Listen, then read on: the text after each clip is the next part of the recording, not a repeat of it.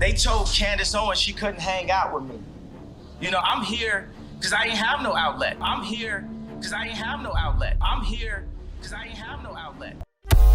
We're talking about relationships that have been severed, and I want to jump right into a huge news story. Obviously, Adidas was facing a lot of pressure to drop Kanye West. He goes by Ye now because of his anti-Semitic remarks, and particularly he had said that Adidas cannot even drop me. I can say anti-Semitic things and Adidas can't drop me on a podcast that was entitled Drinking Champs. Well, it turns out that Adidas did drop Ye, and a lot of people are looking for me to weigh in. And I went on a Twitter rant, no pun intended, since we're talking about Ye, very frustrated with the mounting pressure that I have been facing for the last 2 weeks and the outright smears and the outright libels that I have been facing for the last 2 weeks simply because I have a relationship with Ye. Essentially what's happening right now is very similar to what happened in 2020 when they would basically say to people, you have to post a black square on your Instagram or else you are guilty of racism, right? George Floyd dies, suddenly decided the thing you have to do is post a black square or else you're a racist. It was completely meaningless, of course, it was very stupid, but people faced real pressure and were told that they would lose everything and would be called out as being racist unless they just complied. Well, similarly, what is happening in Hollywood, and this should make sense to you because now Kim Kardashian and Khloe Kardashian at the same time both issue statements on their Twitter against the rise of anti-Semitism, is that they're essentially saying unless you make a statement against Ye, irrespective of your personal relationships with him, then you yourself are anti-Semitic. They told Candace Owens she couldn't hang out with me. You know, I'm here because I ain't have no outlet. Is that they're essentially saying unless you make a statement against Ye, irrespective of your personal relationships with him, then you yourself are anti-Semitic. That is completely and utterly ridiculous and illogical. It is absolutely fine if you are a Jewish individual and you are offended by his remarks, just as Ben Shapiro has done at the Daily Wire, and you make a video and you say what Kanye West did was anti-Semitic and here's why I don't like it. At the same time, I am not going to accept that silence equates to violence. That is a huge leftist talking point, that silence is violence. Nobody is worried that Kanye has not been condemned enough, right? No one's like, well, everyone's being silent and therefore this violence is being allowed. In fact, Axios ran a list of how many companies and corporations have dropped Ye. It has been everyone from Balenciaga to Adidas to his bank. Quite literally, we received a letter from his bank saying they would no longer deal with him. We're talking about Gap. We're talking about Vogue. I mean, he has been widely condemned. You're not waiting for him to be condemned one more time by Candace Owens. There's something sadistic that's happening, but I am going to have to stop you right in your tracks with the lie, the insult, the lie, the libel, and the smear that calls me anti-Semitic by association. You don't get to just transfer anti-Semitism onto me because you don't like how I'm responding. It's driving me.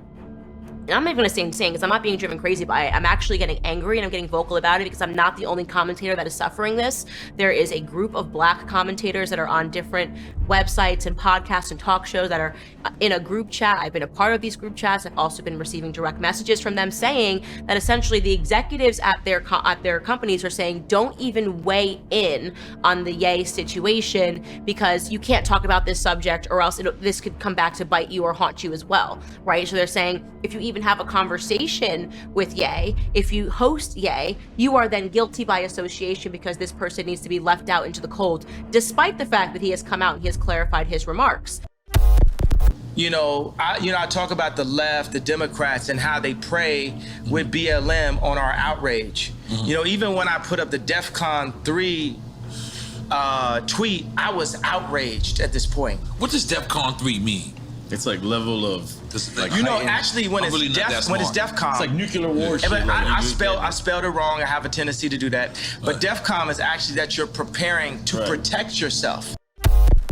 Now, there has been a small group of Jewish individuals that have been messaging me on Instagram with similar threats saying, unless you say this, we're just going to assume that you're anti-Semitic too, and I'm not going to tolerate that. I'm not going to allow that to happen. I spoke up when people did this during BLM, accusing people of racist. You're going to have to wear the smear and the dirt and the smudge of being called a racist because you didn't say what I wanted you to say, and I'm not going to tolerate it when it happens to me. Again, it is patently wrong. It is undeserved. Especially by the way, what they're angry about, they keep saying I defended Ye's remarks. That is a lie. That is an outright lie, and it is a lie that is being perpetuated by the media. What I actually said, which was on the show, in response to a specific Ye tweet, was that when I saw his tweet, which said, I'm about to go DEFCON 3 on some Jewish people in the morning, I'm paraphrasing the end of that tweet, I said, I didn't know what it meant. I said it was incoherent. I said that if you were being honest, no person can reasonably tell you what DEFCON 3 means. Literally, the first time I saw this, I went, this doesn't make sense. What is he even talking about? Does he mean DEFCON 3? And actually, since I've made those remarks, which is not being shown publicly anywhere, Ye himself came out and he said, I did not mean to write the word death. I meant to write the word deaf, and DEFCON 3 is a defensive position, okay? Clearly, DEFCON 3 doesn't mean anything, and I said that people were being hyperbolic in their assessments, that DEFCON 3 meant that Kanye West wanted to launch a military strike in Israel. Quite literally, you had journalists and you had commentators that were saying that DEFCON 3 meant that he wanted death to all Jews. I thought that that was quite hysterical of an assessment, and that instead we should ask him to clarify these tweets because they were incoherent. People have taken that, which is a sober analysis of that one tweet, and they have said that Candace is defending Ye. And now, not only is she defending Ye, but she must be fired from the Daily Wire for being an anti-Semite. The truth is that they're angry that I have not used the exact language that they're all using. Do you honestly believe that Kim Kardashian wrote that tweet? Do you really think like Khloe wrote that tweet? Or do you think that just like me, they're all facing mounting pressure to say something? Perhaps Kim and Khloe don't even believe that, by the way, but in order to salvage their careers, which is, by the way, patently wrong, they're being told to make a statement, okay? This peer pressure campaign has got to stop. As I said before, if you have something that you would like to say to Kanye West, join the entire chorus of billions of people around the world that are doing just that.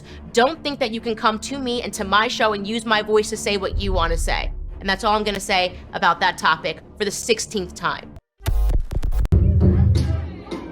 Listen, Genesis chapter 11 verse 10 explains the genealogy of Shem. Shem was a black man in Africa.